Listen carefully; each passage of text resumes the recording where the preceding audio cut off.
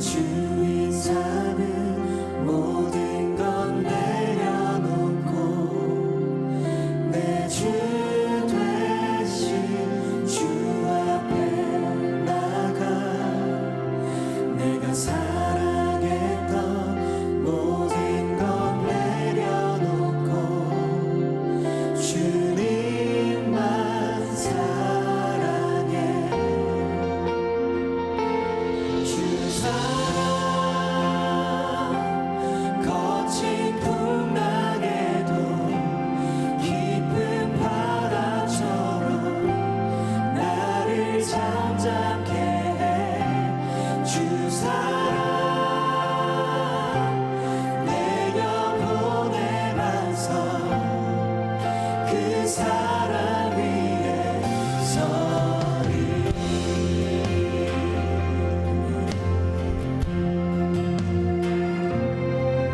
내가 주인 삼은 모든 건 내려놓고 내 주 되신 주 앞에 나가 내가 사랑했던 모든 건 내려놓고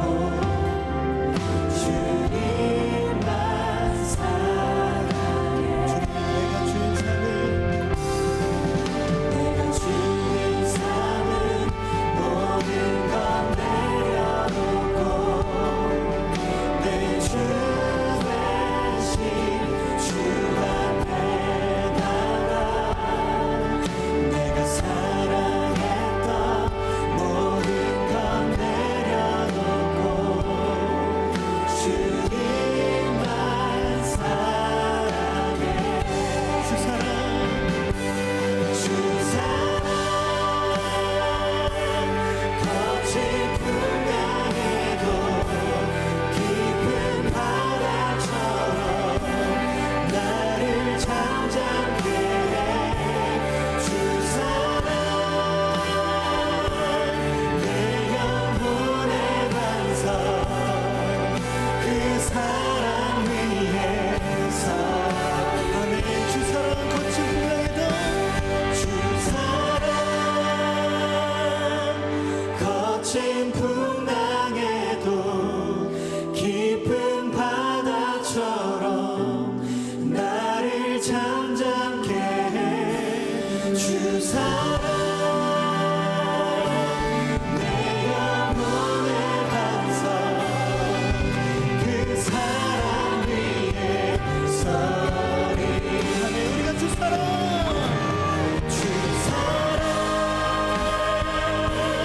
거친 풍랑에도 깊은 바다처럼 나를 잠잠케 해. 주 사랑 내 영혼의 반석 그 사랑 위에서 우리가 그 사랑 위에 서리. 그 사랑 위에서 우리가 오늘 그 사랑 위에 설 것입니다. 그 사랑 위에서 할렐루야. 우리의 반석 되신 주님을 찬양합니다. 하나님 오늘도 그 사랑 위에서는 우리가 되게 하여 주시옵소서. 주님의 사랑으로 승리하는 예배가 되게 하여 주시옵소서. 할렐루야.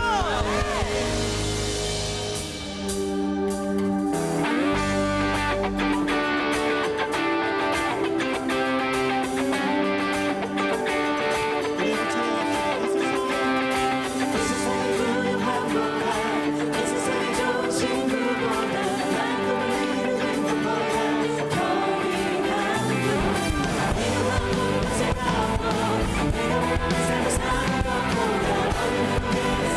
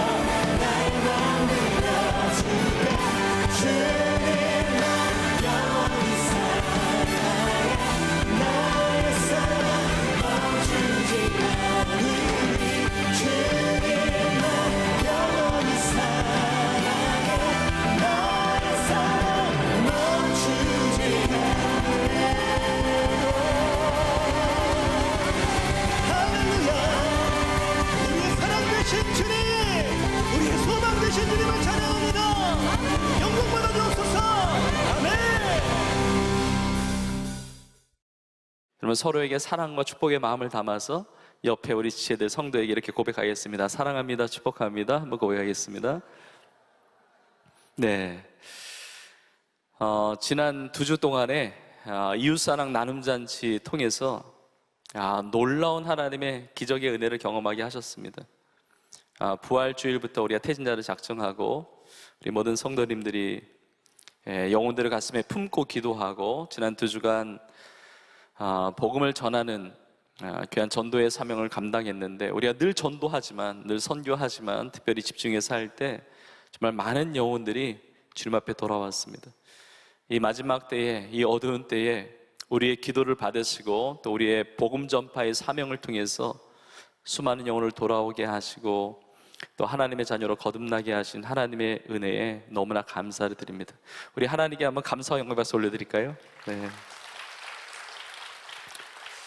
우리 청년들 또 우리 성도님들 너무 많이 수고하셨고, 우리가 기도로 심고 또 뿌린 모든 것들이 하나님께서 아름답게 열매를 맺게 하시는데, 아직 열매로 드러나지 않은 그 영혼의 모습이 있다 할지라도 하나님께서 반드시 아름다운 열매로 또 맺게 하시고 역사하여 주실 줄로 믿습니다.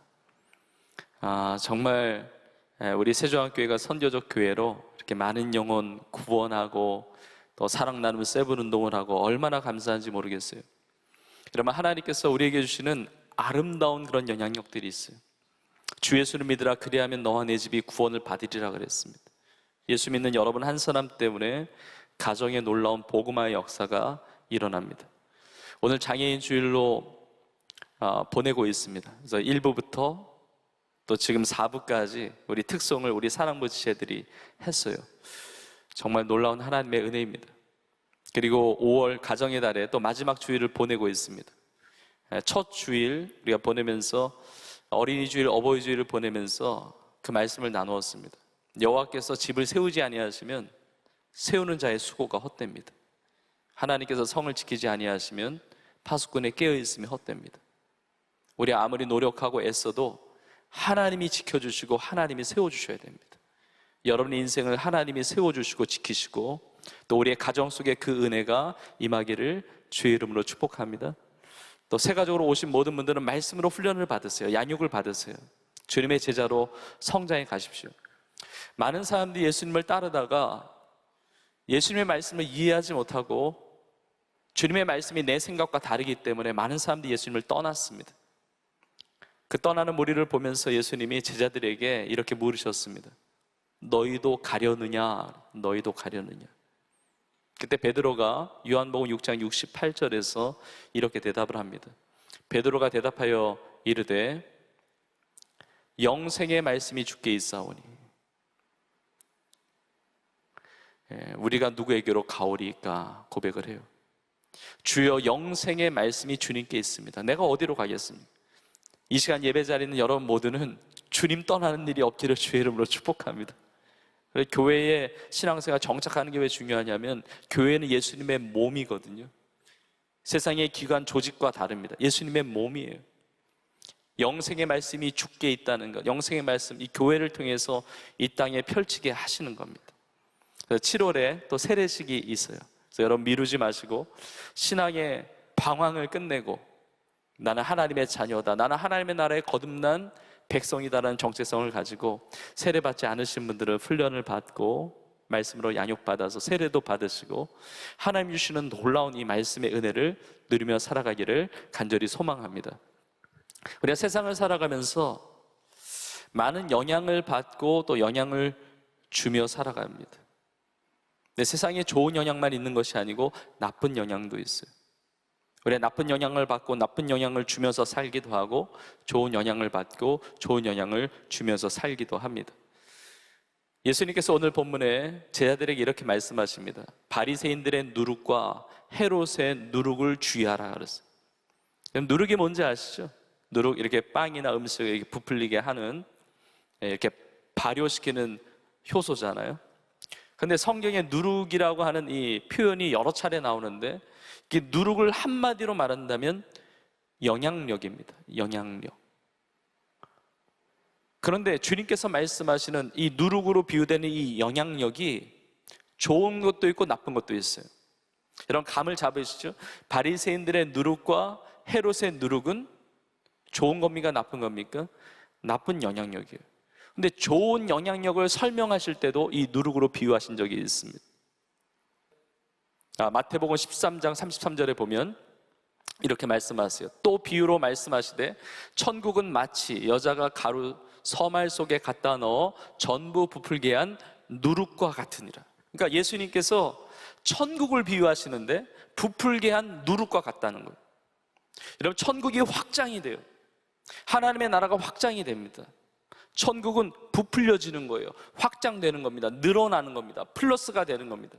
우리가 예수 그리스도의 복음을 전할 때 믿지 않는 영혼이 예수 그리스도를 영접하고 구원받을 때 하나님의 나라, 천국, 하나님의 다스리심이 임하는 거예요. 내가 가정 안에서 처음 예수님을 믿을 때 내 가정 안에 하나님의 나라의 그 역사가 임하게 되는 겁니다. 하나님, 천국에서 주시는 그 놀라운 축복이 임하게 되는 거죠. 지난주에 보았던 예수님의 7병의 기적사건이나 떡 7개를 가지고 많은 사람을 먹인 사건이나 그 전에 5병의 기적사건이나 다 마찬가지예요. 떡을 떼면서 나누시잖아요. 늘어나잖아요. 확장되는 거잖아요. 그러니까 하나님의 이 복음의 역사는 확장이 되는 겁니다. 그러니까 천국을 이 누룩과 같은 영향력으로 비유하셨다는 거예요. 자, 그런데 그런 영향력만 있는 것이 아니라 나쁜 영향력도 있다는 것이죠. 영적인 거장들의 삶을 보면 정말 아름다운 신앙생활을 하는 분들을 보면 이것에 민감해요. 어떤 것은 생명의 영향력이 있습니다. 근데 어떤 것은 사망의 영향력이에요. 하나님의 영향력도 있지만 사단 마귀의 영향력도 있습니다. 하나님의 사람들은 이것에 민감해요. 우선 하나님의 영향력에 대해서 민감해요. 예배를 드릴 때 하나님의 말씀을 받을 때도 굉장히 사소한 것이라도 놓치지 않습니다. 하나님의 말씀이 내 심령 가운데 아주 자그마한 것이라 할지라도 임할 때 그 하나님의 말씀에 대해서 반응을 합니다. 그 말씀을 붙들어요. 그 말씀에 순종합니다. 근데 영적인 거장, 믿음의 사람들의 특징은 뭐냐면 하나님께만 민감한 게 아니라 하나님이 기뻐하지 않는 악한 영향력에 대해서도 민감합니다. 하나님이 기뻐하지 않는 것들이 틈탈 때 경계합니다. 주의합니다. 그리고 용납하지 않아요. 지금 제자들에게 그런 영향력에 대해서 말씀하시는 거예요.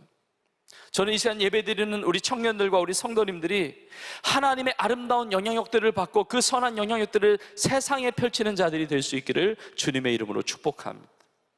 근데 예수님 말씀하세요. 바리새인들의 누룩과 헤롯의 누룩을 주의하라 그럽니다. 근데 이 말씀을 하실 때 제자들이 엉뚱하게 생각하는 거예요. 지금 예수님이 데카폴리라고 하는 지역에서 이제 갈릴리 바다에서 배를 타고 이제 다른 지역으로 옮겨 가시는데 오늘 본문의 첫 부분에 이렇게 나옵니다.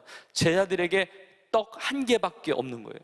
그러니까 다시 말하면 여행을 떠날 때 도시락을 싸와야 되는데 도시락을 제대로 안 싼 거예요.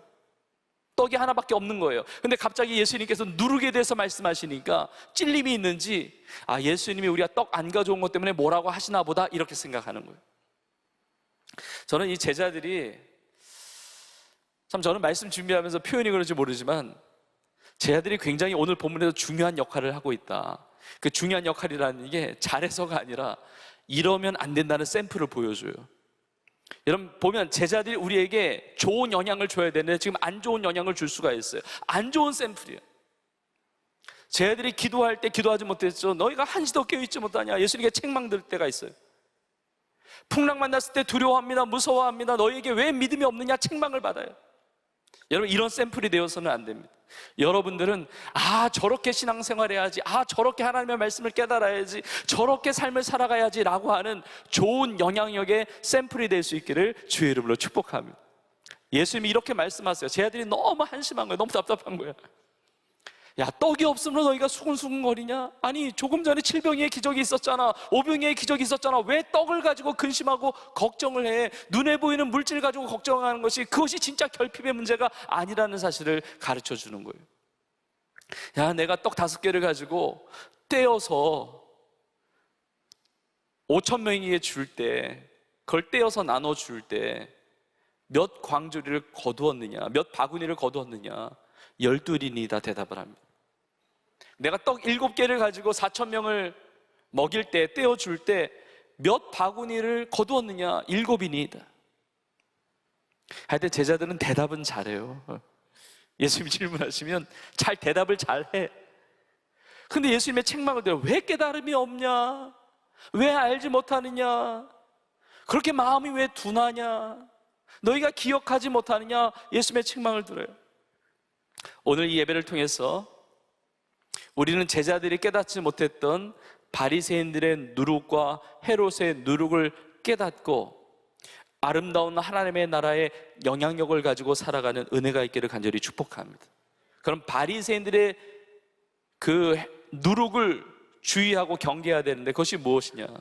예수님께서 바리새인들의 누룩에 대해서 말씀하신 적이 있어요. 누가복음 12장 1절에 이렇게 기록되어 있습니다.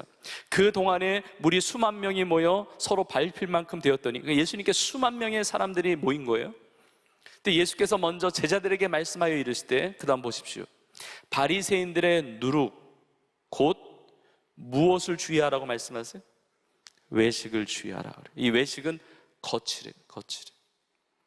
한국말로 이렇게 돼 있다 보니까 외식을 밖에 나가서 식사하는 것으로 오해하실 수가 있는데 그게 아니고, 외식을 금지하라는 게 아니라 겉모습. 바리새인의 누룩의 특징은 형식주의예요. 겉모습에만 관심이 있어요. 전통 중요합니다. 규칙 정하는 것, 규율 정하는 것, 그거 지키는 것 굉장히 중요한데 여기에만 관심이 있어요. 그러니까 내면이 빠져버려 있는 거예요. 바리새인들은 겉으로 보면 신앙생활 잘하는 것처럼 보이지만 종교의 껍질만 있는 거예요. 그 내면 안에 하나님의 역사가 없어요. 예수님은 지금 하나님의 나라의 확장을 위하여 정말 이 부풀려지는 누룩과 같이 놀라운 역사를 이루어 가시는데, 주님은 그 안에 마음이 있었잖아요. 오병의 기적, 칠병의 기적 다 마찬가지입니다. 무리가 목자 없는 양과 같음으로 인하여 불쌍히 여기셨어요. 그러니까 예수님의 마음은 사랑의 마음이에요. 예수님의 마음은 긍휼의 마음입니다. 불쌍히 여기는 마음이에요. 그 마음으로 하나님의 나라의 놀라운 확장이 일어난 거예요. 그런데 바리새인들이 마음이 없는 거예요. 회칠한 무덤이라고 책망을 받습니다. 횟가루 칠해놓으니까 겉으로는 괜찮아 보여요. 겉으로는 깨끗해 보입니다. 그러나 안에는 죄가 득실득실한 거예요. 그 안에 주님의 사랑이 없어요. 하나님의 긍휼이 없습니다. 하나님의 눈물이 없어요. 애정이 없습니다. 마음이 다 빠져버렸어요. 마음으로 하나님을 섬기지 않습니다. 영혼을 사랑하지 않습니다. 겉모습만 있는 거예요. 다른 사람을 비교하고, 다른 사람을 정죄하고 비난하고, 편견의 눈으로 판단하며 자신이 심판의 자리에, 하나님의 자리에 위치함으로 하나님과 원수되는 영적 교만에 빠져있는 그 사람들이 바리새인들이었어요. 예수님께서 누가복음 18장에서 기도에 대해서 비유를 말씀하시는데, 누가복음 18장 10절에 이렇게 나와 있습니다. 두 사람이 기도하러 성전에 올라가니 하나는 바리새인이요 하나는 세리라. 바리새인과 세리가 각자 이제 기도하러 올라가는데, 문제는 바리새인의 기도가 문제가 있어요. 바리새인은 어떻게 기도하느냐? 그 다음 구절 11절에 이렇게 나와 있습니다. 바리새인은 서서 따로 기도하여 이르되, 하나님이여, 나는 다른 사람들 곧 토색, 불의, 간음을 하는 자들과 같지 아니하고 이 세리와도 같지 아니함을 감사하나이다. 감사하는 것은 너무 귀한 신앙인데 감사의 내용이 문제가 심각한 거예요. 내가 이 사람보다 나은 것, 이 사람보다 의로워 보이는 것, 이 사람보다 깨끗한 것, 이 사람과 다른 것, 이 사람을 향한 어떤 편견과 이 사람에 대한 색안경을 끼고 어떤 이 사람의 인생에 대해서 단정을 하고 그 사람과 비교해서 내 삶이 낫다라고 여기고 있는 거예요. 다른 사람의 시선에 모든 초점이 가 있어요. 하나님 앞에서 신실하고 진실된 믿음 생활, 신앙 생활, 하나님의 일들을 감당하는 것이 아니라 다른 사람이 늘 비교의 대상이에요. 늘 비교의 대상. 눈에 보이는 것. 그래서 우리가 마가복음 8장 14절부터 보았는데 그 앞에 11절에 보면 이렇게 나와 있습니다. 바리새인들이 나와서 예수를 힐난하며, 힐난은 굉장히 비난하고 비방하는 겁니다. 힐난하며 그를 시험하여 하늘로부터 오는 표적을 구해. 표적. 그러니까 바리새인은 늘 표적에 관심이 많아요. 눈에 반짝 보이는 것, 뭔가 눈앞에 드러나는 것, 이런 것에 대한 관심이 많아요. 예수님께 표적을 구하는데 이 장면이 마태복음 16장에도 나옵니다. 그런데 예수님께 표적을 구하는 바리새인들에게 예수님께서 하신 말씀이 있어요. 그것이 마태복음 16장 4절입니다. 악하고 음란한 세대가 표적을 구하나 요나의 표적밖에는 보여줄 표적이 없느니라 하시고, 내가 너희들에게 보여줄 표적은 요나의 표적밖에 없다 그래요. 그 요나의 표적이 무엇인가? 한마디로 말한다면 예수 그리스도의 십자가 사랑입니다. 여러분, 요나서를 보면 요나가 물고기 뱃속에 3일 있다가 토해지고 그 다음에 니느웨에 가서 다시 하나님의 말씀을 전하게 되는데, 마치 예수님께서 십자가에 죽으시고 우리 죄를 대신하여 십자가에 피 흘려 죽으시고 3일 만에 부활하신 것을 보여주는 거예요. 바리새인들을 향해서 말씀하시는 거예요. 너희가 예수님 믿어야지, 주님의 그 십자가의 사랑을 경험해야지. 너희가 경험해야 될 것은 이거야. 외식이 아니야, 겉모양이 아니야, 형식이 아니야, 다른 사람을 향한 그 편견의 시선이 아니야. 예수의 그 십자가의 사랑을 너희가 회복해야 된다고 이 표적을 말씀하시는 거예요. 근데 그것과 함께 왜 요나의 표적이냐, 중요한 메시지가 있어요. 예수님께서 바리새인들에게 주고 싶은 교훈이 있는 거예요. 여러분, 요나는 편견이 있는 사람이었습니다. 편견이 있는 사람, 사람을 나눠버려요. 내가 어울릴 수 있는 사람, 어울리지 못하는 사람, 내가 말씀을 전할 수 있는 사람, 전하지 못하는 사람, 전할 필요가 없는 사람, 나와 동급인 사람, 내가 만날 필요가 없는 그런 바리새인들과 같이 나눠버린단 말이에요. 하나님께서 요나에게 니느웨에 가서 하나님의 말씀 전하라고 했습니다. 그런데 요나는 싫은 거예요. 그 사람들 만나기 싫고 그 사람들에게 말씀 전하는 거 싫은 거예요. 왜냐하면 니느웨는 아수르의 수도였는데 유대 나라가 아수르의 고통을 많이 당했거든요. 그러니까 내 원수 같은 나라의 그 도시에 가서 사람들에게 하나님 말씀 전하고 그 사람들이 하나님 말씀 듣고 회개하고 용서받고 다시 회복되고 구원받는 것에 대해서 싫은 거예요. 그러니까 하나님이 니느웨로 가서 하나님 말씀 전하라고 하는데 배를 타고 다시스를 향해서 다른 곳으로 가는 겁니다. 근데 여러분 아시다시피 이제 바다에 빠지게 되고 그 물고기 뱃속에 3일이 있다가 그 다음에 토해진 다음에 니느웨로 가서 하나님 말씀을 다시 전하는데 하나님이 세컨 찬스를 주시는 거예요. 두 번째 기회를 주시는데 그것도 억지로 합니다. 억지로. 마지못해서요. 그냥 전하지 않을 수 없으니까 그냥 하는 거예요. 근데 놀라운 사실은 요나가 전한 이 하나님의 말씀을 듣고 니느웨 백성들이 회개하고 하나님께 돌아오는 거예요. 근데 요나는 이것도 못마땅한 거예요. 하나님께서 요나를 통해서, 이 요나서를 통해서 주시는 교훈이 무엇이냐, 나는 너가 그렇게 싫어하는 그 영혼들도, 그 좌우를 분별하지 못하는 그 영혼들도 내가 긍휼히 여긴다는 거예요. 내가 애정을 갖고 내가 사랑을 가지고 살리기를 원한다는 겁니다. 구원하기를 원한다는 것입니다. 지금 바리새인들에게 그것을 말씀하고 있는 거예요. 너희는 사람을 나누잖아, 너희는 차별하잖아, 편견을 가지고 있잖아. 그렇게 하지 말라는 거예요. 그것이 바리새인의 누룩이라는 거예요. 여러분, 우리에게는 이 차별과 편견의 이 모든 누룩들이 다 사라질 수 있기를 주의 이름으로 축복합니다. 여러분, 오늘 장애인 주일을 특별히 맞이하면서 우리 장애인들을 향한 우리의 시선과 우리의 태도도 마찬가지입니다. 여러분, 오늘날 우리 장애인들에 대한 그런 뭐 차별이나 그런 편견이나 이런 것들이 많이 없어졌지만 여러분, 그럼에도 불구하고 우리의 삶을 점검해 볼 필요가 있습니다.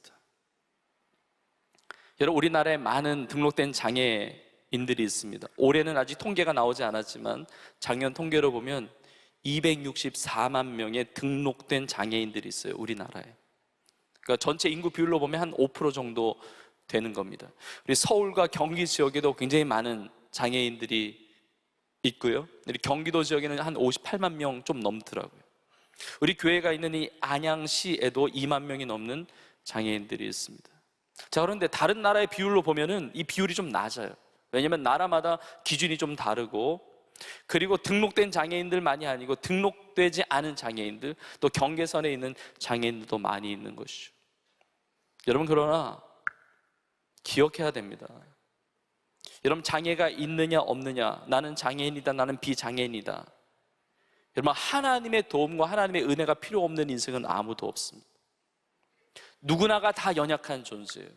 누구나가 다 혼자 살아갈 수 있는 존재는 아무도 없어요. 정도 차이는 있지만 우린 다 연약함을 가지고 살아가요. 특별히 통계적으로 보면 선천적 장애를 가지고 태어난 그 비율은 굉장히 적어요. 한 10% 정도입니다. 열의 9은 한 90% 정도가 후천적 장애예요. 장애를 갖고 태어난 것은 아니지만, 그러나 뭐 질병을 통해서, 사고를 통해서, 교통사고나 뭐 산업재해나 이런 것을 통해서 장애를 얻게 된 케이스가 많아요. 제 기사와 통계를 보니까 작년에 처음으로 65세 이상 되는 그 노인층 장애인의 비율이 전체 장애인들 중에 절반이 넘었더라고요. 그러니까 장애인들도 고령화가 되고 있는 거예요. 나이가 들어가면서 후천적 장애를 갖는 경우도 또 많은 거예요. 여러분, 그렇다고 본다면 우리가 지금 장애가 없다 할지라도 세상의 기준으로 볼 때 장애를 가질 가능성은 누구에게나 있는 것이죠. 여러분, 많은 장애의 기준들이 있습니다. 우리 신체의 장애가 있습니다. 지체 장애, 눈에 보이는 그런 어떤 어려움이 있는, 핸디캡이 있는 그런 분들이 있죠. 청각 장애도 있고, 그 다음에 언어 장애, 그 다음에 안면 장애, 뭐 외부로 드러나는 이 지체 장애가 있지만, 눈에 보이지 않는 이 속에 있는 이 내부 기관에 있는 장애도 있는 겁니다. 요즘에 정신적인 장애도 많죠. 지능이 떨어지는 지적 장애가 있고, 그 의사소통이 어려운 또 그런 자폐 장애도 있습니다. 이 신체 장애와 함께 나타나는 뇌병변 장애도 있고, 근데 이 요즘에 정신적인 이 장애도 많다고 그래요. 불안 장애, 공황 장애, 그다음에 강박 장애, 이런 것들이 참 많은 거예요. 여러분, 우리에게 정도 차이가 있지만 다 이런 연약함들이 있어요.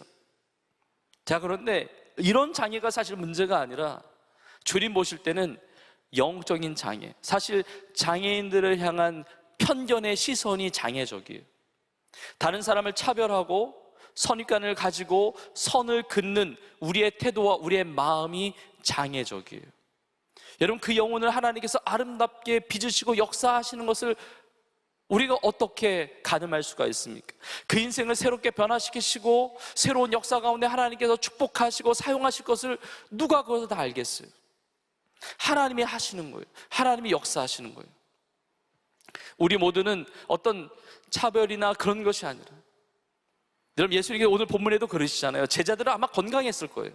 근데 너희는 눈이 있어도 보지 못하고 귀가 있어도 듣지 못하고 왜 알지 못하냐, 깨닫지 못하냐, 기억하지 못하냐 그러시잖아요. 이 영적인 장애가 있는 거예요. 예수 그리스도 안에서 구원받은 하나님의 자녀로서 이 모든 장애들을 뛰어넘고 하나님 영화에서 쓰임받는 은혜가 있는 겁니다.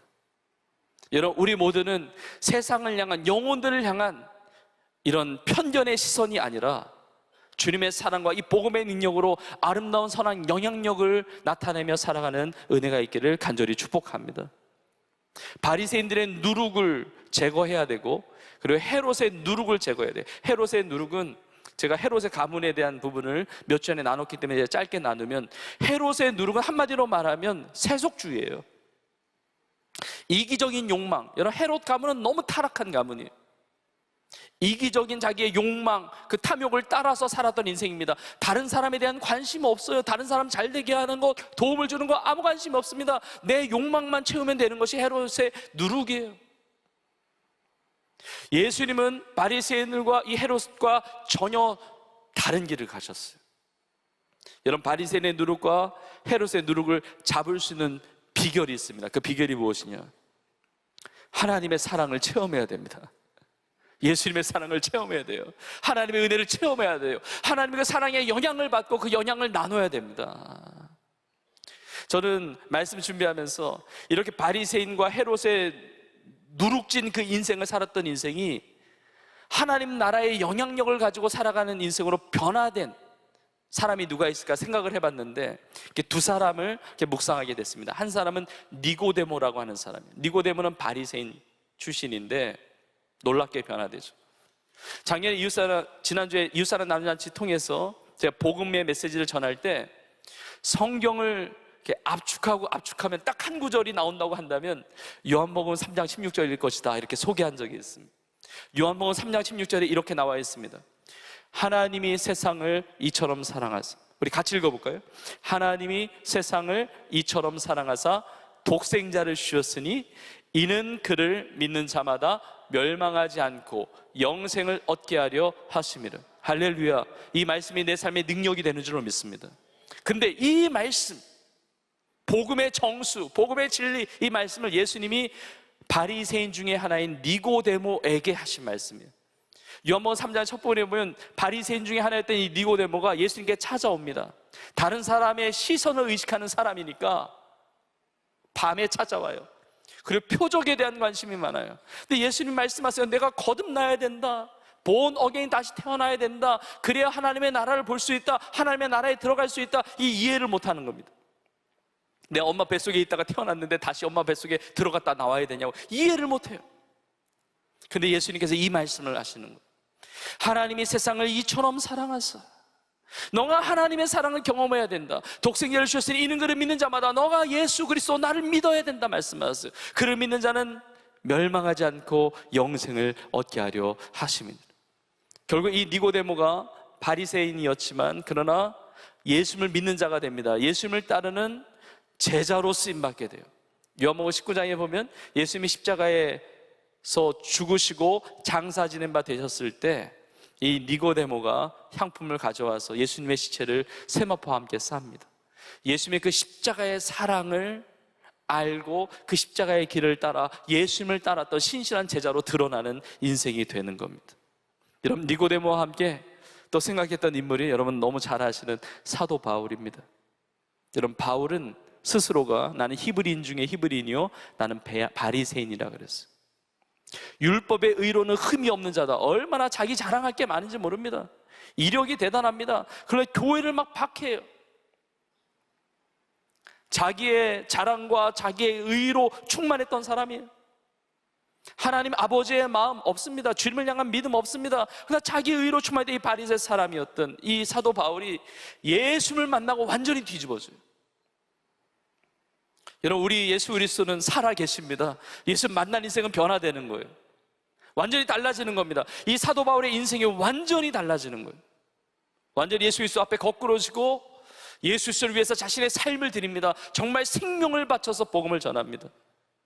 이제는 자기 자랑하는 게 아닙니다. 세상의 배설물처럼 여깁니다. 그리고 사도 바울의 고백이 달라져요. 어떻게 달라집니까? 너무 잘 아는 구절인데 고린도전서 15장 10절에 이렇게 고백합니다.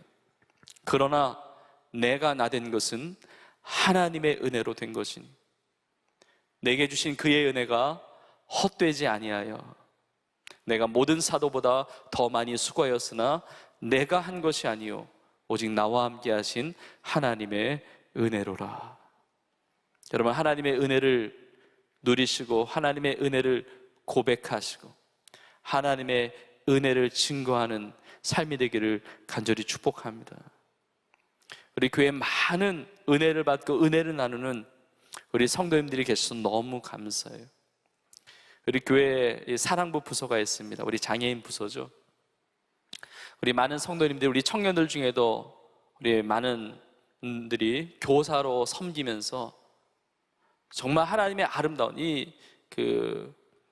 이름처럼 진짜 사랑부예요. 하나님의 사랑이 너무 가득하고 그 사랑을 누리는 부서거든요. 이 사랑부 지체들을 통해서 부모님 또 가족이 예수님 믿는 경우도 많고 정말 축복의 통로로 쓰임 받습니다. 사랑 아동부가 있고 청소년부가 있고 청년부가 있는데 원래 3개 부서였는데 하나님이 또 이걸 또 확장케 하셨어요. 이제 또 아름다운 영향력을 가지고 장애 아이를 둔 많은 분들이 또 교회에 나오시고 신앙생활을 시작하게 하시고 그래서 작년 말에 3개 부서가 4개 부서로 확장이 되었습니다. 그래서 청년부가 1청년부, 2청년부로 나눠지게 됐어요. 얼마 전에는 우리 사랑부 예배실을 이렇게 확장하는 리모델링 공사를 하기도 했습니다. 근데 우리 아이들이 너무 귀해요. 근데 이렇게 돌봄만 받는 게 아닙니다. 사실은 우리 사랑부 지체들은 1대1로 케어를 해줘야 돼요. 제가 매년 이렇게 장애인주를 보낼 때마다 사랑부 교사로 이렇게 섬겨주실 것을 부탁도 드리는데 그래서 그때마다 여러 성도님들, 우리 청년들이 같이 헌신하고 섬겨주세요. 근데 우리 어떤 아이는 여러 명의 교사가 이렇게 돌봐줘야 되거든요. 이런 많은 교사들이 아직도 필요합니다. 그래서 여러분, 하나님께서 주시는 감동과 은혜가 있고 그 사랑의 마음이 있다면 여러분 신청하셔서 섬겨보세요. 여러분, 사랑부 지체들은 너무 귀한 게 믿음이 귀하고 또 특별한 은사들이 있어요. 세상적으로 볼 때 장애를 가지고 있기 때문에 좀 느릴 수 있고 어떤 능력이 떨어질 수 있지만 또 특별한 능력이 있습니다. 우리가 세워주고 우리가 섬겨주고 도와줄 수 있어요. 근데 놀라운 것은 우리 사랑하는 지체들은 도움을 받는 것만이 아니라 하나님의 나라의 선한 영향력을 가지고 살아요. 우리 사랑하는 지체들이 너무 자랑할 게 많아요. 매년 선교 작정을 해요. 선교사님들을 돕습니다. 선교 저금통을 가지고 물질적인 헌신을 해요. 그래서 사랑하는 지체들이 기도합니다. 선교를 위해서 기도해요. 우리 교회에 많은 파송 선교사님들이 계시는데 올해는 특별히 아프리카 지역에서 우리 교회 파송 선교사로 사역하시는 여러 가정을 우리 사랑부 지체들이 물질로 돕고 있어요. 우리 사랑부 아이들이 성경 필사를 하고 다니엘 기도를 하고 그리고 다음 달에는 다시 재개하게 되는데 우리 스토리 합창단 이렇게 찬양팀을 구성해서 이렇게 노래 찬양만이 아니라 악기 연주도 해요. 우리가 많은 비전 선교사님들이 올해 활동하고 선교적 삶을 살아가고 있습니다. 근데 올해 말부터 우리 사랑부 지체들 중에 우리 비전 선교사들이 세워지게 될 겁니다. 하나님이 놀라운 축복의 통로로 사용하시는 겁니다. 또 우리 교회 사랑부 부서만 있는 것이 아니라 여러 장애인 사역을 합니다. 제가 이것을 나누는 이유는 여러분의 사랑과 여러분의 기도와 여러분의 물질적인 헌신과 또 여러분이 함께함으로 이 모든 사역이 진행되기 때문에 제가 그 기도 제목과 그 은혜들을 나누는 겁니다.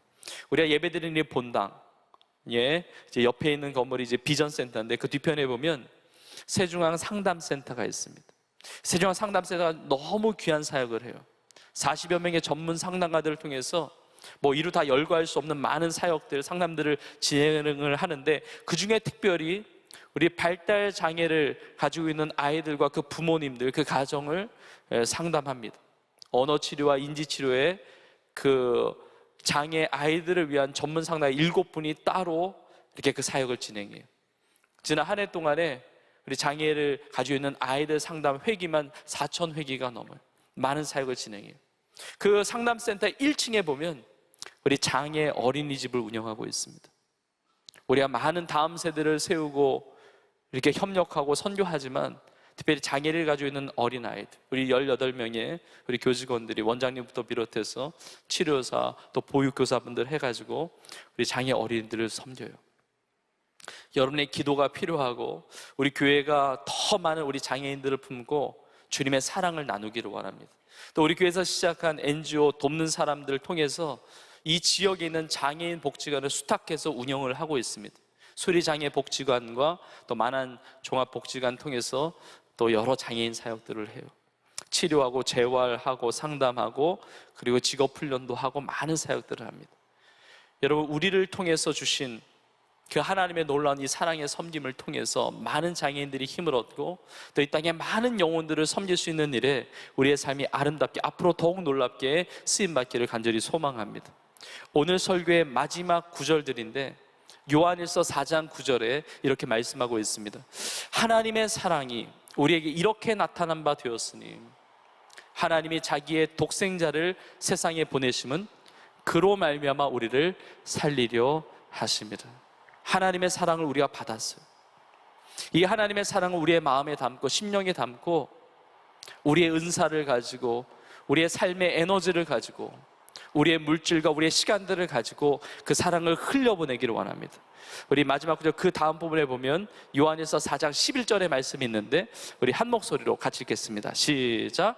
사랑하는 자들아 하나님이 이같이 우리를 사랑하셨은즉 우리도 서로 사랑하는 것이 마땅하도다. 아멘. 우리가 받은 그 사랑 또 하나님 영광 위에서 사랑하며 살아가기를 원합니다. 바리새인들의 누룩, 헤롯의 누룩 다 제하여 버리고 하나님의 나라의 아름다운 복음을 전하고 나누고 사랑을 나누고 전하는 일에 쓰임받는 우리 온 교회와 우리의 삶이 될 수 있기를 주님의 이름으로 축원합니다.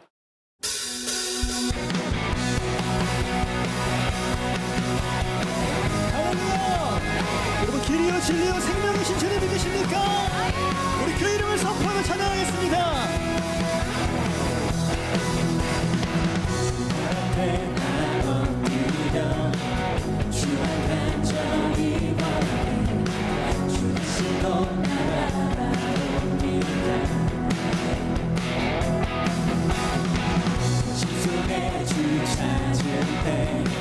모든 필요 내려놓고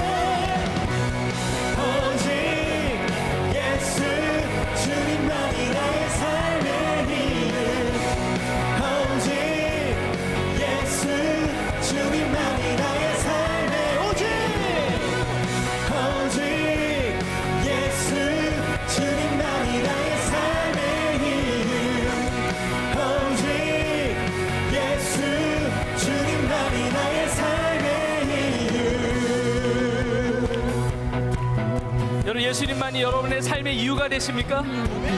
예수님만이 여러분의 삶의 목적이 되십니까? 그 믿음으로 고백한다면 주님께서 여러분의 삶을 아름답게 인도하시고 다스리실 줄 믿습니다. 주님은 길이십니다. 여러분 믿으세요? 저를 따라서 한번 고백하겠습니다. 예수님은 나의 길이십니다. 예수님은 진리이십니다. 예수님은 나의 생명이십니다. 할렐루야. 여러분 이 믿음 가지고 예수님의 사랑을 세상에 전하며 예수님의 복음을 땅까지 전하며 여러분의 삶을 통해서 하나님의 놀라운 사랑과 복음의 역사가 나타나는 여러분 될 수 있기를 주의 이름으로 축복합니다. 우리 고백하며 찬양하겠습니다. 주님은 우리의 길과 진리와 생명이 되십니다.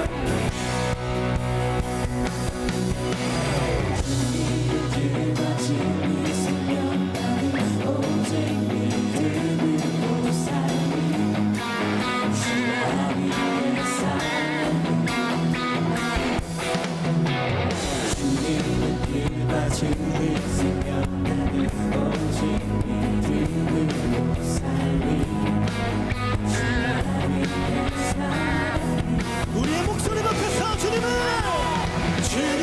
길과 진리 생명 나는 오직 믿음으로 살리 주 안위에 살리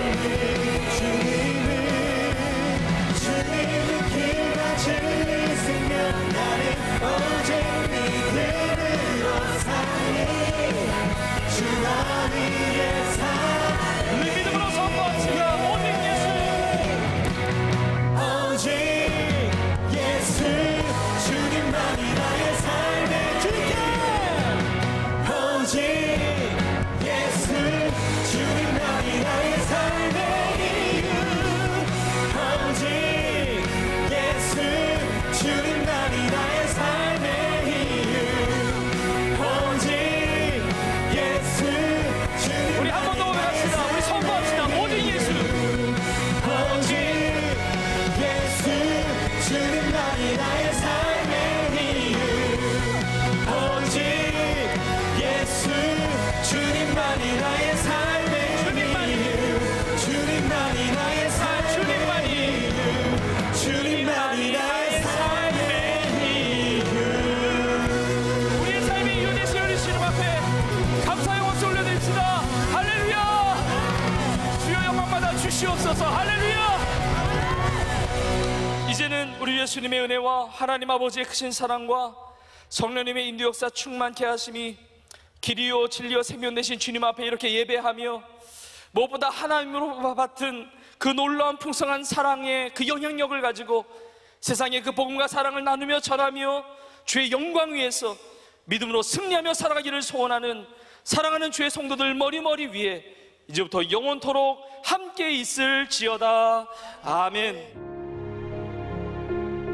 지금은 선교 헌금 시간입니다. 이 예배를 통해 삶 가운데 은혜와 회복이 충만하시길 간절히 기도합니다.